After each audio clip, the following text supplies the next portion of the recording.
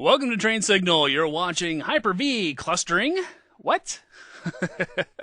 In this video, we're going to talk about highly available virtual machines and being able to move virtual machines between servers after having built a Hyper-V failover cluster.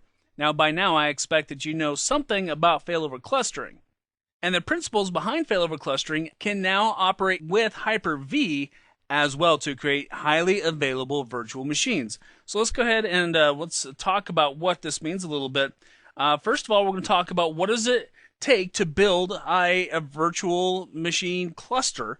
And I'm not talking about clustering the virtual machines themselves. I'm talking about clustering physical Hyper-V servers, the host machines, if you will, clustering them together so that we can move a virtual machine or multiple virtual machines between the two in case of an impending hardware failure, or maybe you just need to take a machine down for maintenance and you just need to quickly and easily move a virtual machine over to another node in your failover cluster. So we're also going to be talking about failover clustering in this video a little bit as well.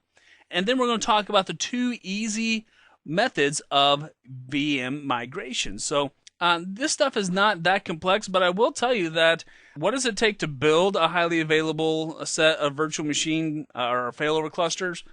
It takes a lot of expensive hardware, and I'm talking probably somewhere in the neighborhood of between $10 to $15, maybe $20,000 worth of stuff if you're going to do it right. And as a matter of fact, Microsoft has built the failover clustering for Hyper-V so that it's pretty tough to do it wrong. If you don't have the right hardware, it just won't work. I mean, it's really that simple. So let me talk to you about what it is that you need. You need two Hyper-V servers with as close to identical hardware configurations as possible. We want to try to get the same hardware as much as we can. And then we're also going to need a separate SCSI 3 compliant storage appliance or SAN or NAS storage appliance.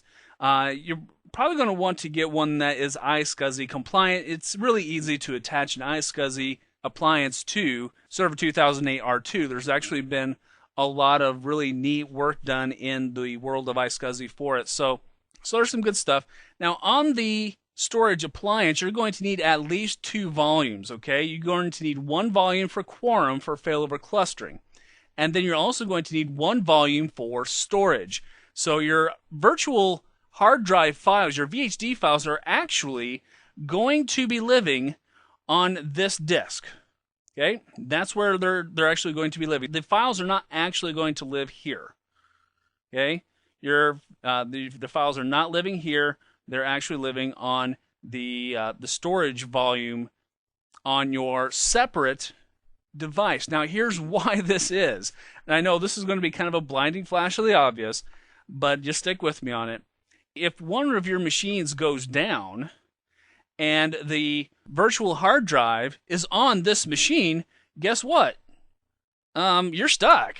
But if the virtual hard drive is on your separate storage appliance, then you're not stuck. You still have options. You still have the ability to get that machine back. Now, when we're looking at having a virtual machine that's highly available, we want that guy to be up and running as much as possible, right? We don't want it to be down. It's a critical virtual machine. It houses operations that are absolutely vital to the life of the enterprise. So using a SAN or NAS storage appliance is really going to save your bacon on a number of occasions. But just so you know, and I can't stress this enough, your SAN or NAS appliance, it must support what we call SCSI 3 persistent connections.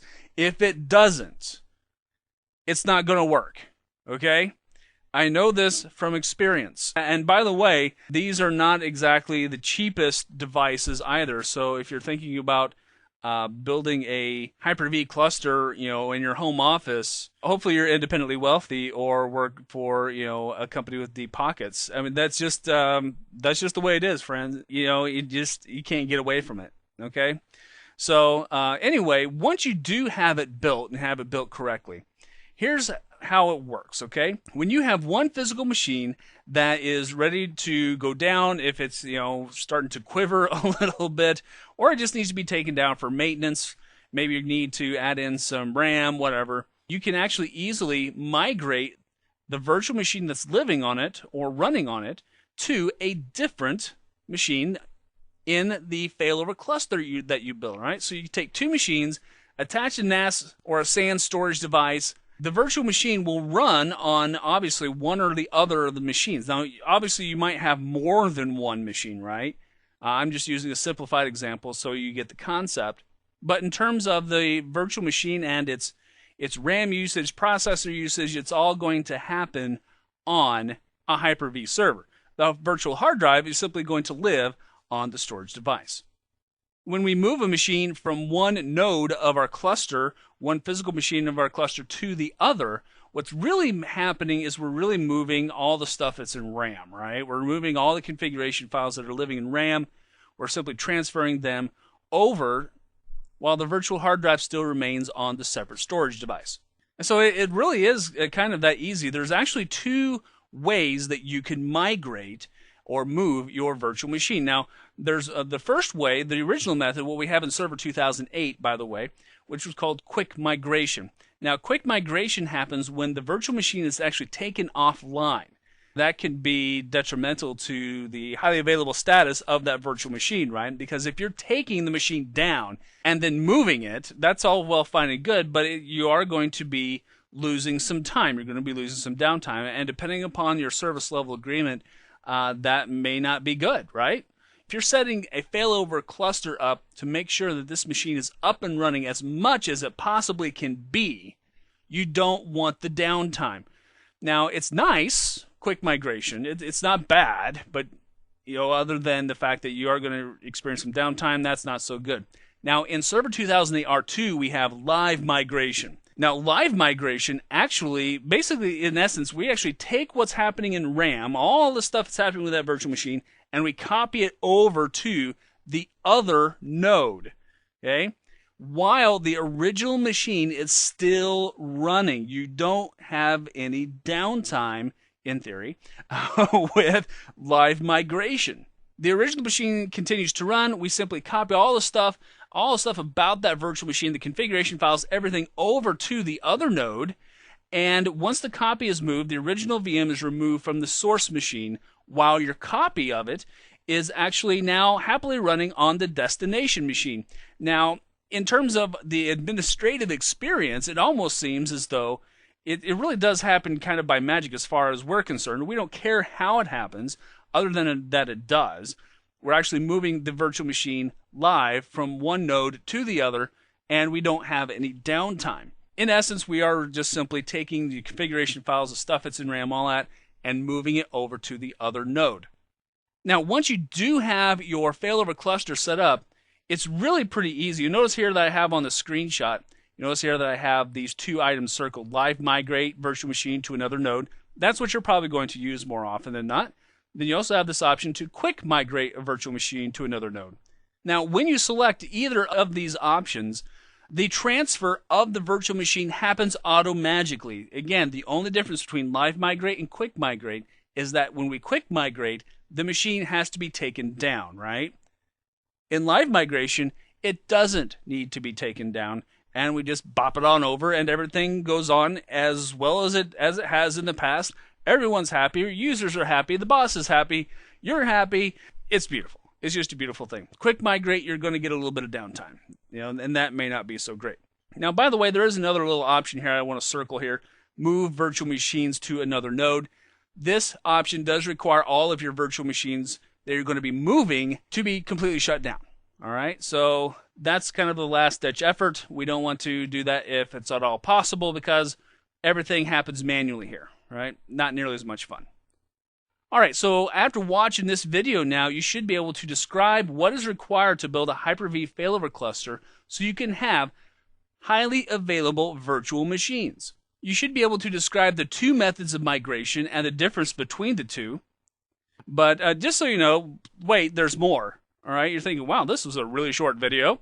And before you get too excited about how short this video is, if you act right now by continuing to watch this video, you're actually going to see my Hyper-V clustering science experiment video that I did a while back for the Hyper-V course. Now, I called this video a science experiment because, you know what, I don't have one of those nice, $20,000 clustering rigs that that I probably should have had. So what you're going to see in this video is something what not to do a little bit, but you are going to see the procedure of setting up a Hyper-V cluster. You're going to see an example of failover clustering, and you're also going to see what the screens will look like when you go to migrate the machines between two nodes in your failover cluster. All right. So I wanted to kind of sneak this video in here because I think it's important that you see it, especially if you haven't bought my Hyper-V training and you're thinking about utilizing this technique. I think it's important for you to actually experience this for yourself. It's nice to talk about the concepts, but it's always better, as you know, to have hands-on, at least being able to see the procedure and also seeing what happens when you don't have the right hardware. So I'm going to go ahead and roll this footage here, and I hope you enjoy it. It's a kind of a fun video, and it was fun putting it together. So after that, I'll see you in the next video. Now that you know a little bit about failover clustering, what we're going to do is we're going to do a science experiment. And first of all, I'm going to show you the hardware that I have, and we're going to talk a little bit about it because everything that I've just told you not to do, that's what I've done. And so I have one Frankenstein-built machine. Actually, Gary here at the shop built it for me. It's a great machine, actually. It's got an Intel quad-core processor. It's a 4 GB RAM set, and I got 3 NICs in it. It's got 3 hard drives in it. This is actually the machine that you have been seeing on the screen the entire time for this particular video series. Now, I've recently acquired another server. I have another HP ProLiant ML350. It has a Xeon quad core. It also has 4 gigs of RAM, but it only has 2 NICs. Now, I also have a VMware virtual machine running. It's running Windows Storage Server 2008. It has 512 megabytes of RAM, and it does have 3 virtual NICs. Now, I'm going to be using this particular server to show you a hack in terms of how to set up a failover cluster without having the requisite iSCSI storage. And here's the other thing that I have. I have a ReadyNAS Pro storage appliance, which Gary had in his office, and we were talking about it. Say, hey, that might have iSCSI. So Gary lent it to me, and it does have iSCSI. I'll show you the interface for it in just a little bit here. But this is not exactly what I would call an enterprise level kind of appliance. It's small and medium business, or maybe even personal use if you're like at a prosumer level. So this is the hardware that I'm working with. This is what I had around the shop, and so this is what we're going to try to build our Hyper-V failover cluster with. And again, is this going to work? Well, right off the bat, let me point out to you some things that are going to be warning signs for us. First of all, our 2 servers are not what we would call identical. This machine, the Frankenstein machine, I call it Frankenstein because it was custom built out of random parts, and it's a great machine. So is the ProLiant, but they have 2 completely different processors, and they do not have identical configurations. So they're both running Server 2008 R2. So we do have an advantage there. Both of them are capable of running virtualization on them, so no problem with that in terms of Hyper-V, but they are not identical machines. So we may have a red flag there. We'll see what that might look like when we actually get into it. This machine here, the VMware machine, I'm going to show you how to create a quorum setup with a failover cluster, and it's kind of a hack. But if you don't have a appropriate storage area network or NAS kind of storage, then it's pretty much going to be your primary solution.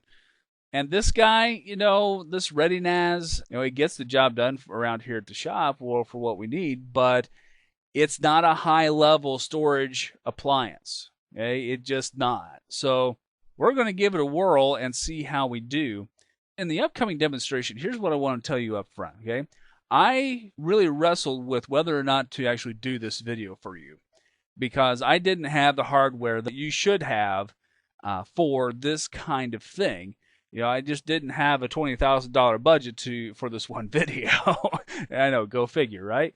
But I still want to show you the steps. Okay, I can show you exactly what you would do, even though some of our steps are going to blow some stuff up, and that's going to be okay. But we can still have a good learning experience And you'll also know why I tell you to go out and buy, good solid hardware specifically for this purpose. And by the way, HP, Dell, every major hardware manufacturer and a lot of minor ones, they have hardware specifically for failover clustering. So if you're going to do this, call up your account manager wherever you buy your hardware at and talk to them about getting a complete set of failover clustering kind of hardware. If you don't, if you buy a whole bunch of stuff and it's not built specifically for failover clustering, it just might not work. Okay? And then you'll spend all this money and you may or may not be able to return it, and then your boss gets angry, and just go out and buy good stuff, because what we're going to be seeing, I'm going to show you all the steps. I'm going to show you where the failures are at. I won't be able to probably correct a lot of the failures because my hardware is disparate. I have very strange little, I've got a little weird little network kind of cobbled together. And while I'll be able to show you all this stuff, this is a science experiment. And so we'll still be able to learn a lot of good stuff, but probably won't be able to complete the full failover clustering kind of setup that we really should have for this kind of operation. All right, so I think I have put out enough disclaimers. So what I'm going to do now is I'm going to switch over to the servers. Remember that all of my servers are in remote desktop windows pretty much. So what we're going to be seeing is a whole bunch of remote desktop windows showing up, and I'm going to move through them not that quickly, but quickly enough. So stay awake during the next demonstration. Make sure you have a notepad ready, and I'm going to walk you straight through all the steps you would need to build a failover cluster and do live migration. So you'll at least be able to see what you should be able to do once you have good solid hardware. All right, on with the science experiment.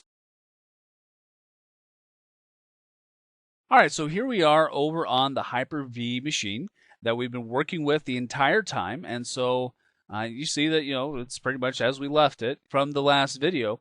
What we're going to do first is we need to set up our machine for Hyper-V clustering. Now, just so you know, you do need multiple NICs for Hyper-V clustering. You're going to need one NIC, obviously, for just general communication, but you're also going to need a network interface card for what we call the heartbeat. And the heartbeat is what failover clustering uses to make sure everyone's still alive. It's the easiest possible way that I can put it out there for you. All right, so we're going to go ahead and install failover clustering on our two servers that I just talked to you about. This is our first server, the Frankenstein. Let's go ahead and install failover clustering. The install is very fast and very easy and shouldn't require us to do a restart. While that guy's installing, I'm going to now switch over to a second machine, which I have already built. And I know I didn't show you the build on this one, but let me just tell you what I've done to this second machine real quick. I've named it Hyper-V2, joined it to the domain. I have two network interface cards for it and assigned them both static IP addresses.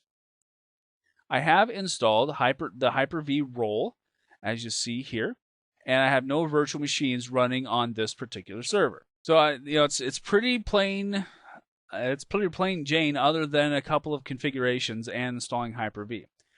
Now let's go ahead and let's also install the failover clustering tools here for this particular server as well. Let's go back over to Hyper-V, and yep, all right, it's already done. All right, so we're going to close that one.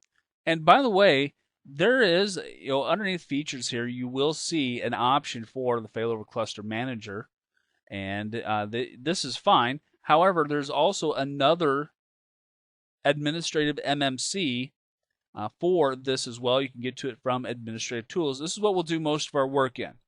All right, this is my preference in terms of actually doing the work for failover clustering. All right, let's go back over and check on Hyper-V2. Let's see if it's, yep, okay. Looks like we got one warning, Windows automatic updating is not enabled. Okay, whatever. So installation was successful. We'll close it as well. We'll also bring up the failover cluster manager from the administrative tools as well. So this part was really easy, right? You install the feature. It's pretty much what you expect when you're installing a feature in Server 2008. No big surprises there. Let's bounce back on over to our first server, which is Hyper-V, just so you know which server I'm on, and I'm now on Hyper-V.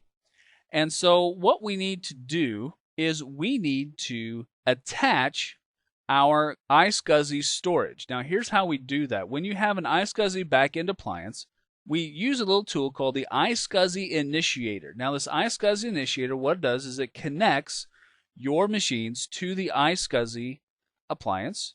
This has been significantly improved, by the way, from Server 2008. We have this new little quick connect tool. I think this is great. It does a lot of work for me, which is why I like it. I'm just going to put in the IP address, and I could also use the DNS name, by the way, but I'm just going to put in the IP address for my iSCSI appliance and click on Quick Connect. And assuming that my iSCSI appliance has iSCSI targets on it that it can connect to, then it finds them, and we just have to connect to each SCSI target. Done. And it also shows up in favorite targets. Let's go over here to volumes and devices. We need to mount the volumes that are pre-configured on the iSCSI device. Let's hit auto configure to just simply add those volumes really quick. And that's all there is to it. All right. So when you have an iSCSI appliance that's set up, you go to targets, type in the IP address, connect them both, or whatever that you want to connect from your iSCSI device, and then also add them in volumes and devices and tell it OK. Now, real quick, I just showed you how to use iSCSI Initiator. I didn't show you anything about the actual iSCSI device, right? So let's go ahead and do that now. I'm going to open up here for you on the screen the Netgear ReadyNAS Pro web interface. This particular device was very simplistic to configure, and most of these iSCSI devices you'll find are relatively easy. It's not rocket science. As long as the hardware is there, it's pretty easy to get along with. There's some basic network interfaces. Almost all of it's menu driven and nice pages. The volume settings for the ReadyNAS Pro are the most important in our instance because we need to create what we call iSCSI targets. Now I've created 2 iSCSI targets, and in ReadyNAS Pro it's really super easy. You click on Create iSCSI Target, give it a name, and tell it how much space you want it to have. This iSCSI target is essentially going to act as a volume for storage, right? So it basically is going to act like a hard disk. So I have 2 set up. I have one set up for what I hope to be a quorum, and the other one just for storage. Now I could, of course, add additional ones, but for the science experiment that we're doing here, I don't really need to, all right? All right, so I just want to show you what an iSCSI target setup might look like. And this is obviously going to change depending upon the vendor of your iSCSI target device. So you can actually use Windows Storage Server devices also for iSCSI storage. There's a nifty little utility called iSCSI Target that will actually set it up quickly and easily for you in a rather wizardized kind of fashion. All right, so let's go back now over to Hyper-V, and let's go into the Server Manager, and here underneath Storage and in Disk Management, let's scroll down. Let's see if we're recognizing those 2 disks. And yes, here is my quorum disk as well as the storage disk. So it shows up as 2 separate disks. Now, when you are configuring iSCSI targets for your failover cluster, you need to leave the disks that you're going to use offline. Okay? You can go ahead and format them, give them drive letters if you like, but they need to stay offline initially for the failover cluster wizard to utilize them in the process. All right, now that we have that set up on just Hyper-V, let's go over to Hyper-V 2. We need to do the exact same thing on Hyper-V 2 so that both of our servers can connect to the iSCSI storage appliance in case of a failover. Remember that the data that is being used by the application is going to live on a separate storage device. So that means your machines that are in the cluster need to be able to connect to it. Let's go over to volumes and devices. We'll auto configure those as well, and we'll tell it OK. So we have set up our iSCSI connections through the iSCSI Initiator. Our next step in setting up a failover cluster for highly available virtual machines, we're going to validate this configuration. Now, this is a very cool tool. This is the method that we're going to use to figure out if our hardware is actually ready to handle a failover cluster. If it's not, it will tell us. If there's some things we have to fix, it will tell us. All right, so let's go ahead and just walk through this wizard. We're going to tell it which two servers that we're going to use. Now in our cluster, we're going to use the Hyper-V machine we've been working on, and we're also going to use Hyper-V 2. So I just clicked on the Browse button, by the way, and click OK. And so we're going to run tests on these two servers to make sure that they're suitable for clustering. And we'll see if this part of our experiment works. If there's something that's wrong with our configuration, we'll find out here. We're going to run all tests. We could also run only selected tests if we like. But I'm going to run them all and see what we end up with here. Here's a listing of all of the tests. That's very nice. Tell it next. And now it's going to check all of the hardware, software, all that good stuff for us automatically and tell us whether or not this particular setup is actually going to work as a failover cluster. It's going to take just a little bit, so I'm going to pause the video. I'll be right back as soon as it's done. All right, so our testing has completed, and this is not what you want to see at the end of your test. Testing has completed, but one or more tests indicate that the configuration is not suitable for clustering. Yeah, that's not what you want to see. I expected this, though, just so you know. Because I've tried to validate this cluster setup before. Now, we can view the report. This is kind of cool. It actually generates for us a nice nifty HTML page that we can actually look through and look at, and it'll tell us exactly what's wrong. It looks like I have some network issues here first. I'm going to go ahead and look at the IP configuration, and it's going to tell me, let's see, we got some address issues here. We have some issues that, I mean, those are easily fixable if I wanted to wrestle that. That's really not the thing that I'm not worried about. Let's go to storage, and this is what I'm worried about. Okay, here in the storage, we listed all of the disks. Let's go ahead and jump down to it. We were able to list all of the disks that we have available to us. Now we keep scrolling down here through this nice, beautiful little report, which we could, of course, if we had extra paper to waste, we could print it out. You know, it'll tell you exactly what all of the results and things that it did find. Let's get down here to the stuff that blew up on the test. And wow, is this report long or what? Notice here we got a bunch of tests here that are canceled, and we're going to find out why that is here in just a little bit. Oh, here's another couple of warnings. Hyper-V is reachable only by one pair of interfaces. Okay. We should probably have some more NICs, but here it looks like our storage does not support SCSI page 83 VPD descriptions for our two disks. That's not so good. Holy cow, here we go. Do you remember earlier the slide I was telling you about how your storage appliance must support SCSI 3 connections, or persistent reservations? Well, here's the deal. My little ReadyNAS Pro does not support persistent reservations. And so this guy is really the deal killer in terms of setting this cluster up for production level kind of work. Does that mean that I'm unable to complete the cluster? No. I'm going to show you the hacks, and we'll actually get a semi-functional cluster up and running. But this particular storage device is not ready for actual production use. We can't really use it at all in terms of actual cluster storage. So that's not so good, and that's why all of these other tests were actually canceled that we saw earlier, because we do not have a device that supports SCSI 3 persistent reservations. So when you go out to buy hardware for a cluster configuration, what are you going to ask? Well, you're going to ask, does the storage device support SCSI 3 persistent reservations? That's the question that you need to know to ask. All right, so let's go ahead and close this out. So we know that our cluster configuration is not particularly usable at this point. So here's what I'm going to do next. First of all, I'm going to go back to the iSCSI initiator. I'm going to disconnect the disks that I connected earlier. Okay, we're just going to go ahead and select each one of those and disconnect them. And I'm also going to remove and clear all of the disks that are currently attached to this machine. I can go ahead and I could also remove the favorites if I wanted to.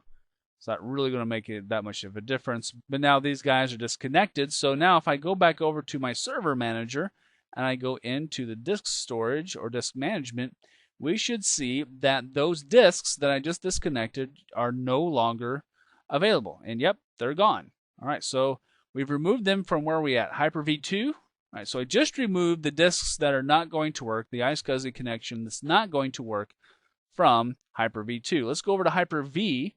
Go ahead and do the same thing in the iSCSI initiator here. Let's go ahead and disconnect our disks from here as well. Let's go ahead and turn those guys off. We'll clear out the volumes that are currently attached to them. And again, I could remove the favorite targets if I so desired because, well, they're not going to do me any good anyway, right? All right, so tell it OK. And let's see here.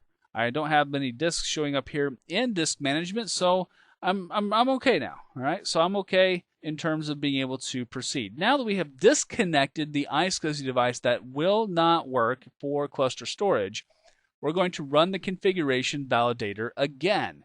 So I'm going to tell it next, and we're going to hit browse, and we're going to look for those two servers again here, and we'll just select them real fast, and we'll tell it OK. We're going to run the tests again and see, now that we have disconnected the iSCSI target, if our machines are actually compatible with failover clustering. And again, this will take just a minute, so I'm going to pause the video and I'll be right back when it's done. Alright, so our validation test has completed, and you see that the testing has completed successfully and it appears to be suitable for clustering. Ah, well, I'll be danged. Remove out the one thing that was supposed to work, and all of a sudden it might be suitable. So let's go ahead and let's view the report here real quick. And just because we don't have an iSCSI device doesn't mean that we can't do a cluster. It just means that the cluster may not actually have any real failover capabilities. Now, the networking stuff hasn't really changed. So let's go down and let's check the storage. And we have all of these warnings here. Let's go ahead and let's just jump down here to them. It's telling us no disks were found on which to perform cluster validation tests. And that's because, well, we don't have any disks. I know, it's just that easy sometimes. Sometimes things just don't exist that maybe should. The rest of the disks that it did find are just IDE disks, or really SATA drives, if you will. And so they're not really suitable for testing, though, or suitable for clustering. So if we scroll down here, we're just going to find pretty much more of the same in terms of any issues that we might have. No disks were found, no disks were found, no disks were found, no disks were found. Neat. Okay, well, does that mean that we should proceed? Well, probably not for a production level kind of setup, right? But this is not production level, right? This is a science experiment. So we're going to continue on with our science experiment. And, it does say that it was suitable for clustering, so we should be able to at least start a cluster. So let's go ahead and run the create cluster wizard here. And we're going to go ahead and try to cluster these guys together. And so let's go ahead and let's enter the two server names here real quick. And we'll just see if we can't get these servers together. You see this guy here, this won't show up if you're trying to do this, because this is my previous cluster on my practice experiment before recording the video. So we'll probably need to get rid of that, or maybe give our new cluster a different name. So I've added in Hyper-V and Hyper-V 2, my two servers. And now I need to give my cluster a name. So let's call this Cluster Science Experiments. Wow, it's really long, right? Probably not the best thing to name it something that long, but yeah, it'll be all right. Okay, so now we need to give the cluster itself an IP address. Now, when we're creating this cluster here and we're giving the cluster an IP address, this is what we're actually going to use to connect to any one of the machines in the cluster that's currently servicing requests for the application or service or virtual machine, as the case is with us. This is not the same thing as load balancing, though. I want you to understand that. Load balancing distributes requests between machines. Failover clustering Basically, all it does is if one machine dies, the other one takes over. All right, so you have to have a machine crash or a serious hardware failure on a machine for failover clustering to even take effect. All right, so let's go ahead and give this guy an IP address of 36. Sure, why not? We'll give it 36. And it's going to tell me that the net BIOS name is limited to 15 characters. I knew that was coming. So that's fine. Oh, looks like 36 is already being used. So let's go ahead and let's try 45. We'll try that one. We'll tell it next. It's going to validate the settings, and then it's going to say, okay, hey, you're ready to create a cluster. Neat. Oh. So let's go ahead and tell it next. We're going to sit here and let it spin for just a little bit while it sets up our cluster science experiment on both machines.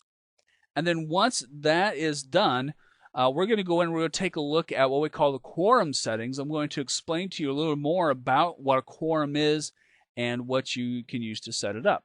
All right, so let's see here. We have successfully completed the Create Cluster Wizard. And it looks like we do have some warnings. No appropriate disk could be found for the quorum disk. And the cluster has an even number of nodes. And so that's not the most useful or really the most optimum kind of setup. So let's go ahead and finish this guy out. And let's go ahead and let's take a look at our cluster as it is here. We have our main sheet of options where we can pretty much do whatever we need to do. Service and applications, we don't have any services or applications running in this cluster. Here are our nodes. We have Hyper-V1 and Hyper-V2. We have no clustered services running on either of our two nodes. We have storage, and here in storage you see that no storage exists in this cluster, no disks available, no disks in use, and when I click on add a disk, no disks suitable for clusters were found. Okay, I think we've got that. All right, remember, this is all in the name of science, right? All right, so we have one cluster network, then it's set up for us automatically on one subnet. And any cluster events will show up here in our cluster events log. All right, so let's go up here to Cluster Science Experiment. Let's right-click on it, and we're going to go to More Actions. And we're going to go in and configure the cluster quorum settings. Now, remember that we talked a little bit about this whole quorum thing before. Basically, the quorum is used to hold a database that basically kind of is, if you will, kind of the brain of your cluster. We have 4 options here. Let's go and kind of talk you through these different options in terms of the different kinds of setups that we can have. Now we have, first of all, node majority. Now this is not recommended for our current number of nodes, which is only 2. And this really can't sustain a failure of any of the nodes, so not so great, right? Now we have node and disk majority. If our ReadyNAS Pro appliance had supported SCSI 3 persistent reservations, we could actually use this one. And this would be the suggested one probably at this point in time. This could sustain a failure of one of the nodes with the witness disk. And by the way, if you hear me use or anyone else use the term witness disk or quorum disk, it's the same thing, okay? The witness disk or quorum disk basically is used to keep track of your cluster, and when one of the clusters goes down, the quorum disk actually kicks into action and helps to facilitate the switchover to the next node in the failover cluster. Now this one isn't going to work because we don't have any storage disks in our iSCSI array, or quite frankly, our iSCSI array didn't work. All right, so we need to do kind of a hack. Node and file share majority. Now, here's the deal with this. Node and file share majority, we can actually use a shared folder on another server to act as our quorum disk or witness disk. So we're going to use this one since our iSCSI appliance didn't work. So this is something that you could use for a test environment especially. Oh, but before we move on here, there's one more option I should tell you about that is really not recommended ever except for testing, but that is no majority can sustain failures of all nodes except for one, cannot sustain a failure of the quorum disk. This configuration is not recommended because the disk is a single point of failure. The single point of failure thing is what we want to avoid. when we're working with highly available applications, right? So let's go ahead and use the node and file share majority. We'll tell it next.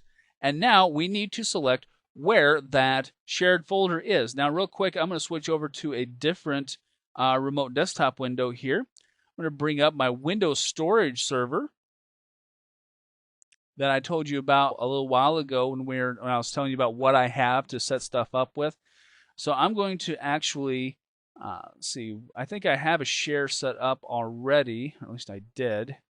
Maybe I didn't. So let's go over here to L1. I've got a whole bunch of virtual hard disks in this particular machine, this virtual machine. So I'm going to create a shared folder real quick, and I'm going to call this guy. I'm just going to call him Quo. And I'm going to share him really quickly. And since this is a science experiment, I'm going to share this disk with everyone. Now, obviously, that's probably not the best option. I'm going to make it as everyone a co-owner, but to simplify things for this science experiment, you really should have a service account configured for this kind of thing. But since this is a science experiment, it's not going to be put into production. We're just going to use a share of everyone as co-owner. So we'll share that guy out, and we'll tell it done. All right, so there's our share. And real quick, we should probably find its location. And under here, under sharing, storage server / Quo is the name of the share. So I'm going to go ahead and copy that real quick using Control-C. And now move back on over to the Hyper-V server that we're setting up the quorum on. So I'm going to go ahead and do a Control-V to paste in that storage server. This is why I love remote desktop. All right, so there is the shared folder path. We're going to tell it next. And now it's going to make the alteration to our cluster and see if it worked okay. Yep, there we go. We have successfully configured the quorum settings for the cluster. All right, we're in good shape. We're going to tell it to finish. And now here we have a node and file share majority. In theory, if one of our nodes goes down, then the other node would take over as long as that file share on the Windows storage server stays alive. All right, so the clustering, we have clustered two machines together. Now what we're going to try to do next is we're going to try to create a highly available virtual machine that would, in theory, stay alive even if one of our two Hyper-V servers goes down. If one of our Hyper-V servers went down, the other one would pick up the slack and do the work. Now, here is a very cool thing. This is a new enhancement in Server 2008 R2. We can actually create Hyper-V machines directly here in the Failover Cluster Manager. Check this out. When you go to Services and Applications and Virtual Machines, we have New Virtual Machine and New Hard Disk. We can decide which of our nodes the new virtual machine would initially go live on. Let's go ahead and we'll select, let's do Hyper-V. Now, you'll notice here before I finish this, go into this wizard, you notice that none of our other virtual machines are living here, right? Our other virtual machines that are living on Hyper-V, let's go back over here to this guy, to our server manager, and looking at the Hyper-V, none of these machines showed up in that services and applications under the failover cluster, right? So let's go back now to our failover cluster wizard here. We need to create a virtual machine for high availability. This is where that WDS technique that I taught you, this is where that can really be useful in terms of creating a highly available virtual machine from a physical machine that you absolutely need to have up and alive. All right, so we're going to call this guy Failover Frankenstein. We'll call him Failover Frank. There we go. Now, normally what we would do is we would store the virtual machine on the SAN storage device. We don't have one of those, do we? So we can store it wherever we want. It's not going to make any difference from this point on. But in a regular situation where we actually had hardware that was failover clustering compliant, we would store the virtual machine in that storage area network or network attached storage device. I'm just going to go ahead and store it in G. That'll be fine. We'll tell it next. I can specify memory. Yep. Specify the connection. Yep.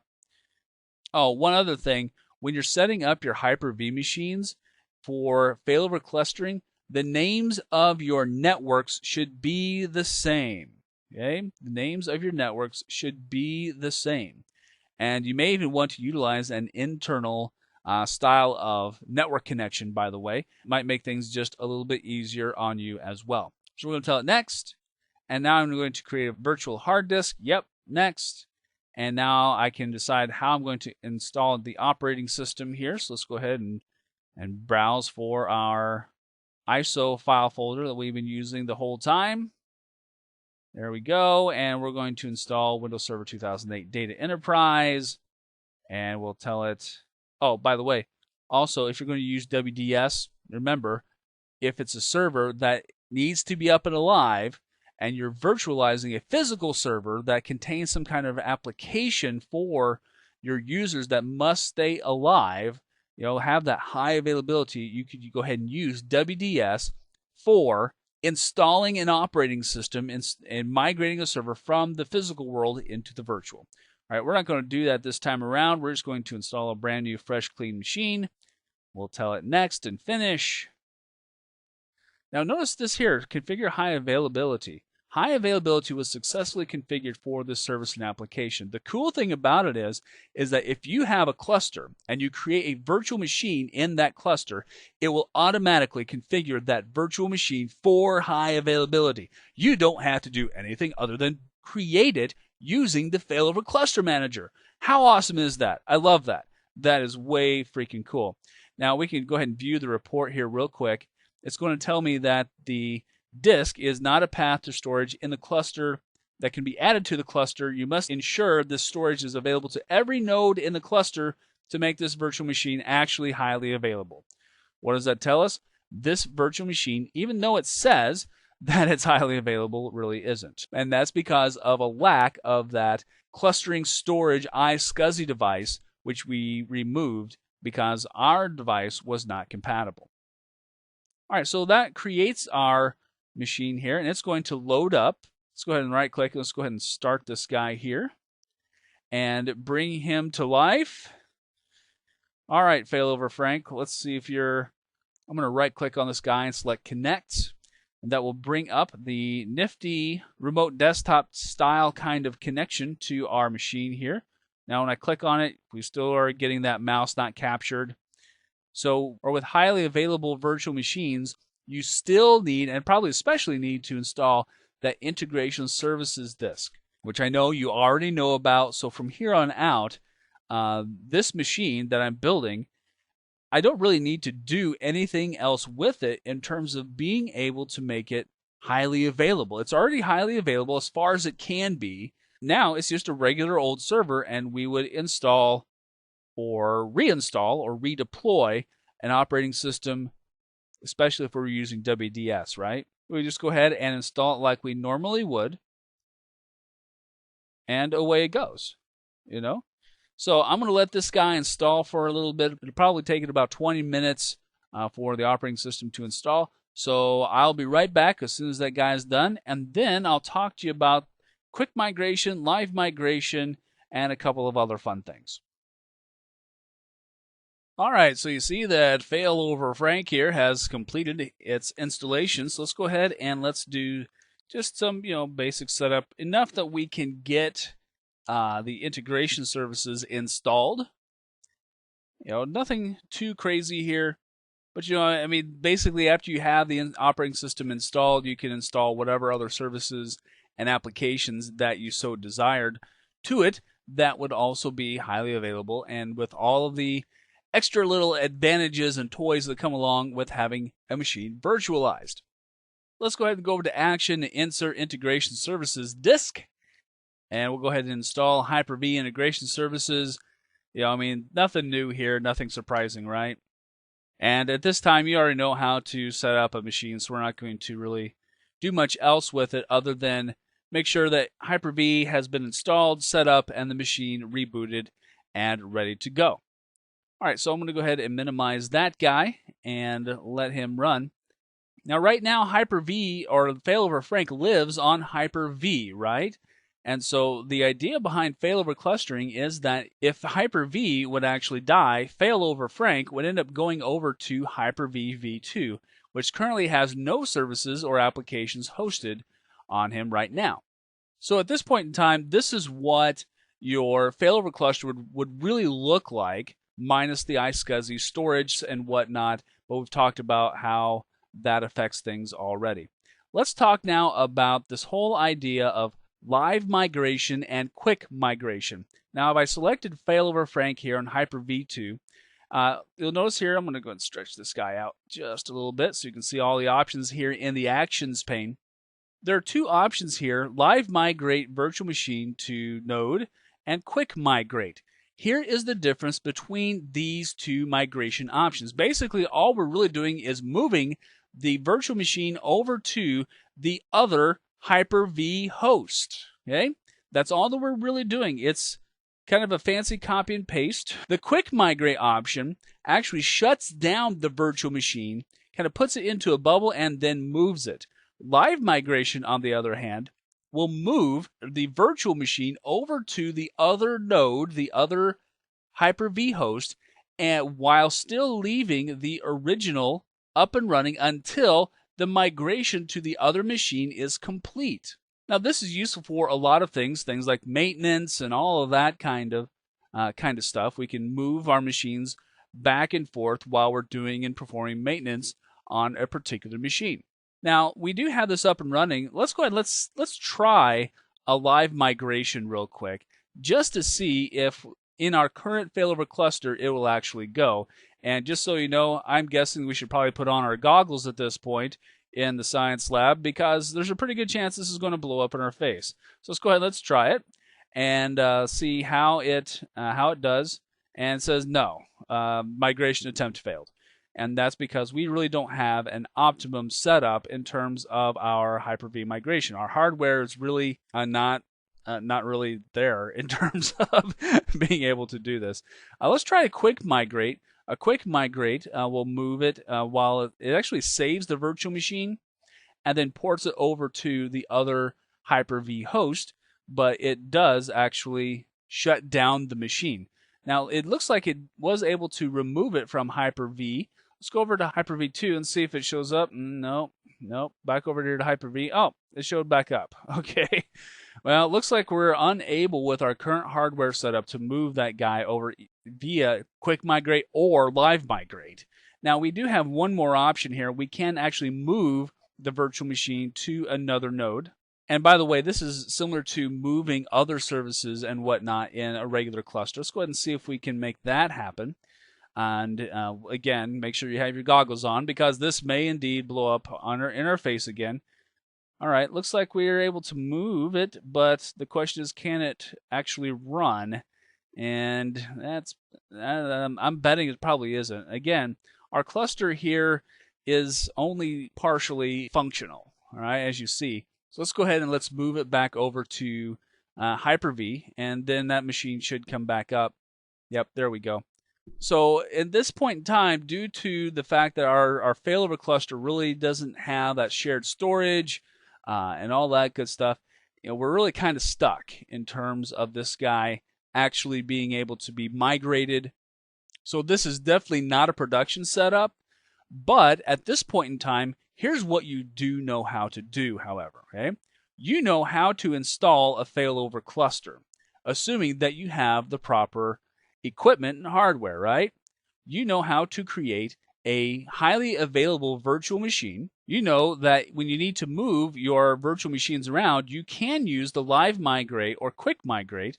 Only use quick migrate if you can afford to have a little bit of downtime.